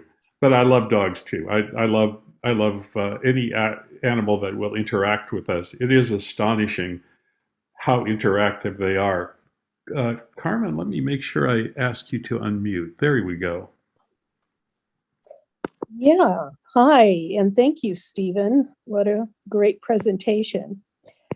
Just a couple of things I wanted to bring up when we talk about the intelligence of animals, which is really rather amazing, and we discover more about it all the time. I don't like to see comparison to human ages. And I'll tell you why, because I think that's a comparison to how they would function as a human, and it isn't a measure of their own unique intelligence for their functioning. They have intelligence that we don't, and we would not be able to survive as they do. So it always seems like okay, it's interesting as long as we understand the parameters of what that means, how helpful it is. But more importantly, I think in a discussion like this, where we look at the question of whether there's eternal life for animals like there is for humans in our belief system, it isn't human intelligence that gets us eternal life. And I think a lot of presuppositions are there, like how can they be saved if they don't think like us? It's frequently misunderstood that way by Christians because we emphasize salvation as being based on cognitive choices and propositional assertions. Like I have seen the insufficiency of this paradigm with families I've known who have a child that has cognitive impairments, or with older individuals with cognitive impairments. I think it's pretty clear when we look at human beings that do have those, that we cannot base our theology of salvation on cognitive assertions and propositional assertions. Finally, I just wanted to say, working in healthcare, I've seen the miracle of therapy animals, their connections and the benefits they bring to patients who are ill. They're also used for grief therapy. The hospice I worked with has grief therapy for children that's done with horses. And I've always been amazed in large, busy hospitals. People and staff are just walking quickly and impersonally. It's just like if somebody placed you there, you wouldn't know the difference whether you were in a hospital or in a airport terminal. But oh boy, when a therapy dog walks by, just about everybody pauses. It brings out smiles. It brings out connections. It seems like the animal is bringing out the humanity in humans at those times. So those are just things I wanted to add to our conversation. And thank you again, Steve. Yeah, somebody else, Steve, used that phrase, the humanity of animals, and it jarred me for a moment, but it's a pretty good line, really. That's a really cool story. I have a friend who has a rescue greyhound that he takes around to nursing homes, and he said people who are just non-compos mentis, they're just like out of it, and he brings his dog in, and they suddenly start talking. It's astonishing what animals can do. How can we not recognize them as ministers of God. Yeah, I think it also relates to Bob's really good story about the juvenile detention centre with the boys who, to reform them, having that connection with animals seemed to work better than anything else. And I think actually, I've got to say, but when he mentioned the story, it came to my mind that humans aren't, our function is not just to be in a human world. We're not fully human until we interact with the non-human world, with the animal world. And Carmen, thank you for your comments. Yeah, I think I actually agree. I think we can only raise the intelligence of animals only within the limited scope of trying to rebut, that Greek philosophical view, the Descartes view that animals are just biological machines. I think you're right. We can't actually use it as a basis. Once we've rebutted that, I think we can't use it as a basis for salvation, because I think you're absolutely right. There's plenty of very, very smart people out there who are wicked people. And I don't think, if we're going to start using intelligence as the basis of who gets to heaven and who doesn't, I think we're going to be in a big problem. And it illustrates a bit of a, the first Christian heresy, Gnosticism. And I think there's a bit of element, I often think either Adventism is the most Gnostic or the least Gnostic religion. I haven't quite worked out in Christianity. But it's this idea that those who have just the knowledge, that's the ticket to heaven. And clearly that's not the case. Clearly it's relationship which matters. And I think, a lot of your comments just made me think, animals can have a far better relationship with each other, with humans, and through humans with God, I think, than humans do. I think that is a better basis to try and develop some sort of theology of animal salvation than just their cognitive abilities, for sure. So I absolutely agree with you on that point. Stephen, let me pause here for a moment and ask you, I know that you are up in the middle of the night. Do you want to talk for a little while longer, another 20 minutes or so? Yeah, I'm fine. Yep. That'll be about 4 a.m. for me. So that'll all right, then I'm going to ask Richard Myers to unmute. And by the way, looks like we've got several hands up here, and so go ahead, Richard. Those of us who are left, let's try to keep it succinct. I came in late, Stephen, so I missed your presentation, but I'm certainly going to go back and listen to it. When it comes to the eternal destiny of my pets, I think I'd consider myself an agnostic, but I just wanted to share a couple of pet stories, I guess, that would illustrate where I stand. Early in our marriage, our first pet came to us as a wedding gift. It was a very ill-bred and incorrigible Dalmatian. That dog will go to hell. Our second dog was a St. Bernard. And she, I think, illustrated more than any animal we've ever had the concept of unselfishness and totally other-centered love. And just a quick anecdote. We had a repairman coming to look at an appliance. He knocked at the door, and my wife, Myrna, went to the door. The dog also went to the door. Every time she would reach for the doorknob, Heidi, the saint dog, would knock her hand off the door.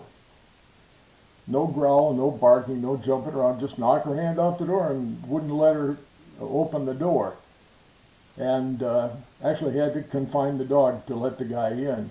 And I think dogs, number one, have a lot of cognitive ability, and number two, I think really do care for and will protect their family. And obviously her first name is Saint, and I expect to see Heidi in heaven. Good story, Richard. Stephen, keeping in mind the time here, I'm going to go on to Kathy Rupert, who has the thing about kissing mooses. The first time I met Kathy on the internet was a picture of her kissing a moose, and it was so cute, so I made friends with her and we have been friends ever since, and she's been coming to our class. Kathy joined in the conversation here. Well, I wasn't going to, but the fact that animals are curious, I don't think has been mentioned. And a few years ago, I had an opportunity to go down with a group from a marine museum in California to Laguna San Ignacio, where the gray whales breed. And down there, the whales, they actually, the mother whales bring their calves over to the pongas where we go out in to look at us and to have us pet them. And yes, I did kiss them also. But they would bring their babies over right up to the boat where you could pet them. And they would turn on their sides so that their eye could look right at you. And it started years ago when the Mexicans were out in their pongas fishing. A whale would come up and they'd be terrified, but then they eventually realized they were just curious. They wanted to see them and interact with them. And so even a large animal like a whale is curious about us and wants to have interaction. So I just wanted to even bring whales into the conversation. That's all from me. The opposite, like, of what you're saying, which is quite interesting. Has anyone seen that documentary Blackfish about the orca killer whale that was essentially abused, and ended up becoming basically a psychopath? So it's almost it's the opposite of what you're, as much as that. So animals can love, I think, and I think better than a cognitive basis of salvation. I think an idea of relationship and loyalty is almost a better one. But animals can be mistreated, and obviously they can have adverse reactions as well. So not to sort of bring it down as to what you said, because obviously I agree entirely. And Richard's point about his first dog going to hell, which was interesting idea as well. Judge not, Richard. I'm a sort of hopeful universalist, and so if we're going to apply that to people, I apply it to your Dalmatian as well. Thank you so much, Kathy, and I appreciate you being part of this class very much. And Debonair, you had your hand up, and then I think I Actually, I put it down because I ended up deciding maybe it wasn't that important, but just for those, I put a note in the chat. I do hand spinning. This is my little Pomeranian's fur that I made a little scarf out of. And she was only a puppy at the time, but actually she got hit by a car before she was a year old because somebody else accidentally let her out. So if there's anybody, particularly if you have older pets or pets that are ill or whatever, and you're interested, I put my email, or you can always, if you spell my name, you can find me. I'm the only person on the planet with a Debonair with 2 B's and 2 N's in it. So I just want to let people know that. This does raise an interesting question, Stephen. Certainly in the Bible, animals are considered useful things. They may have other qualities that we look at. For example, I've always felt, now I could be wrong, and you can correct me, because there was a portion of your presentation where I had to slip away for a little bit. Certainly we were to realize that killing an animal was a dramatic act in terms of sacrifice, right? I've always felt that. To say it wasn't just an economic thing. It was a matter of, I've got to take this knife in my hand and kill this innocent little lamb. So that's true too, that the Bible gives a certain, if not agency, at least importance to animals. But it also makes them creatures that are useful to us, and that we are to somehow take advantage of. Even if we are to be kind to them, they are co-workers with us in a sort of way. Does that make sense? Yes, and especially domesticated animals, when you think of it. I mean, they all seem, apart from cats maybe. Well, catching mice, I guess that's their function, isn't it? I'm just trying to think, every domesticated animal seems to have a function that benefits humans. But I don't know if your question is going to what then animals that don't seem to have. I mean, a modern scientist or ecologist would think that every animal has a benefit to the wider. If you take the story of Mao's Great Leap Forward, was it when he he thought sparrows were just eating grain, and then they just had to kill them all. They with pots and pans, and eventually he killed millions of sparrows. But it turned out those sparrows ate worms that then ate the crops. So I'm not sure, that probably doesn't answer your question or go to your question, but it seems every animal, predators. Again, we talk about sort of predation and death, but in our sort of weird world, the flawed system that it is, predators are quite important to maintaining the health of the species that it preys upon. Yes, perhaps you've read the story about Yellowstone, Stephen.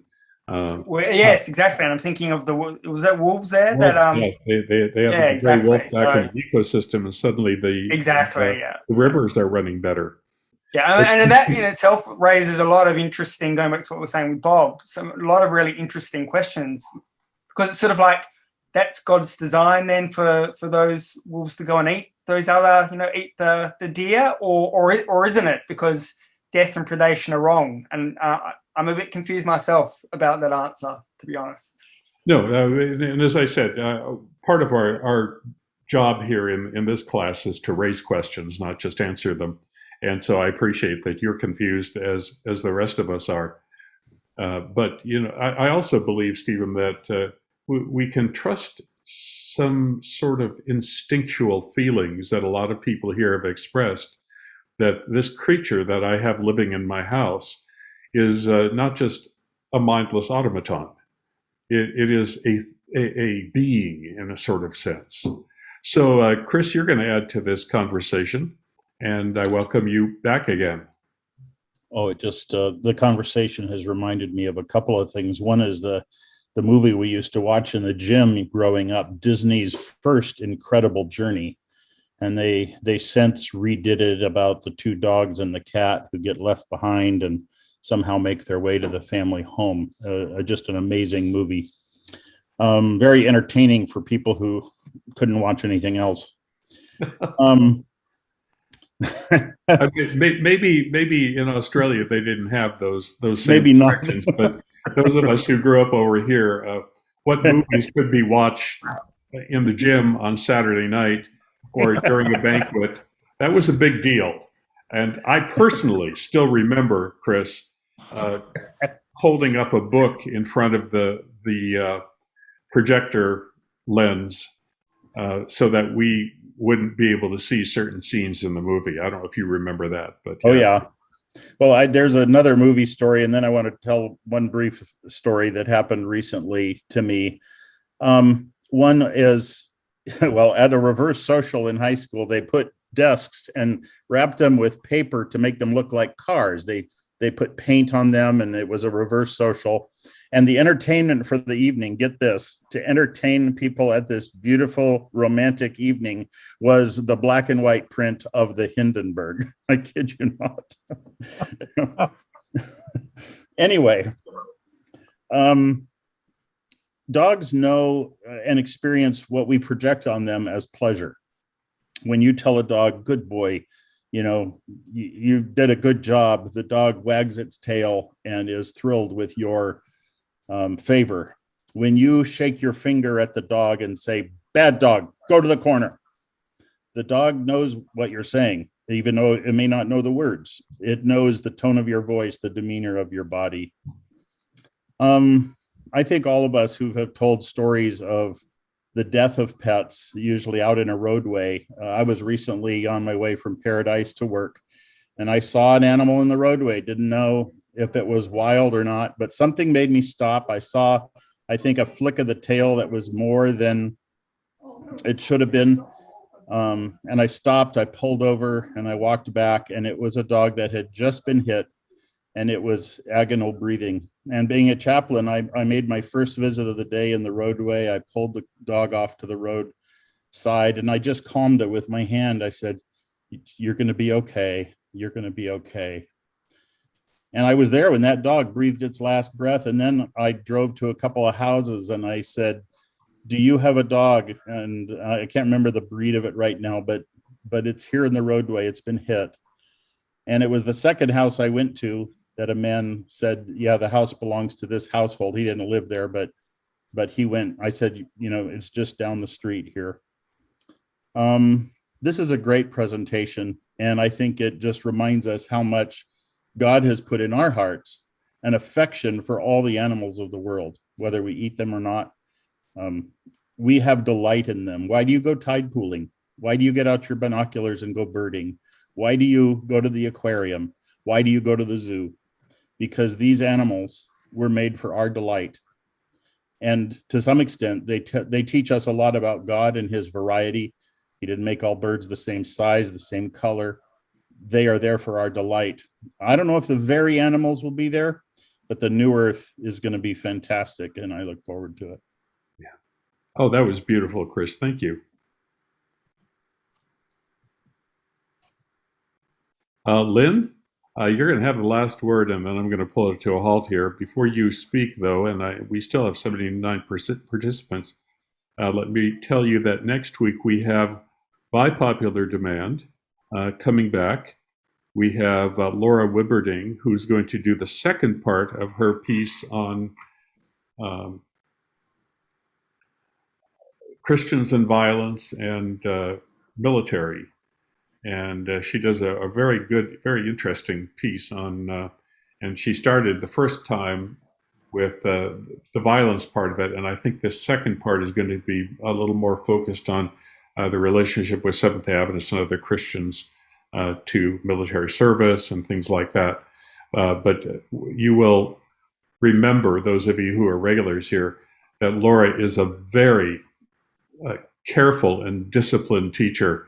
And it's like one of those people who's just every word you follow and follow her right on through. I really appreciate Laura. She's going full time at Pacific Union College this year. So really, really nice. Lynn, you are next and last, by the way. Thank you. My Walla Walla College classmate. Can you hear me? Can indeed. Okay. Some of you know that I teach in a correction center, and it's often in places where we find extremes that we explore the limits of our ethics and the limits of perhaps salvation even. But in the correction center, these guys are able, some of them, very few of them, to train support animals, support dogs. And I find that this is one of their coveted jobs. If they are able to have this duty, they get paid very little, of course, but those dogs are well trained, and it brings kind of a meaning to life inside. When you have an existential crisis, as you would if you were in confinement like this, then the ideas about your concepts of salvation, of meaning in life, are brought into focus. And I find that these animals give meaning to their lives. It's quite amazing. And they know that those animals will leave them, but the fact that they are able to do something with the animals and also to give back to society gives them something that's meaningful to do. And there's very little in prison that's meaningful to do. In fact, prison is full of all kinds of risk. So I don't know how that fits in, Stephen, to your discussion, but it seems to me there's something really profound about animals that effect on these guys that I've noticed. Hmm. Yeah, thanks. Yeah, thanks, Lynn. I think, as has been discussed, I think really what you say actually really gets to the heart of the matter. In one sense, I don't think this is an issue we can be dogmatic about. I think in a certain sense, it's a matter of hope. But what you're describing, to me at least, it seems to suggest that we're not, to be a full human actually means to embrace the non-human world. And that the redemption, we're in this together, the redemption of the human race actually involves the redemption of all of creation. And I think the fact that people who are almost, I really loved your point about It's the extremes of humanity, people who we think are almost unredeemable as humans. The thing that seems to bring them as close as possible to being redeemed as humans is some non-humans, is the animal world, is pets. And for me, again, I'm not really dogmatic about this issue, to be fair, but for me, the sort of story that you describe suggests that the hope of human beings is bound up and intertwined with the hope of the animals we love. As we finish up here, excuse me, I brought the poll to an end. 88% participated. Sorry, I swallowed wrong. Looked like, Stephen, almost 2/3 of our people thought that their pets have a life beyond this life. I put it rather generally, rather than speaking of heaven or new earth, but that there was more to life than this life. And dogs edged out cats by a small margin, but about 50-50. I've often thought that there'd be something psychological about whether people like cats or dogs. My theory, Stephen, is that people who like dogs need a lot of reassurance. They need somebody to just love them constantly. Where people who like cats are secure, and they're perfectly happy to have an animal that snubs them from time to time. But I don't know if that's true. This was a really, something, Stephen, I'm putting the assignment out there for you right now because you already have all the work done. We need another piece on animals for our next issue of the magazine coming in February. So that's going to be sometime in December, early December, that I'm going to need it. But you've already done all the work. So I think this is just beautiful stuff that you've done. And I thank you so much, mostly for staying up in the middle of the night. I don't think I could do it, but you're young, so you can.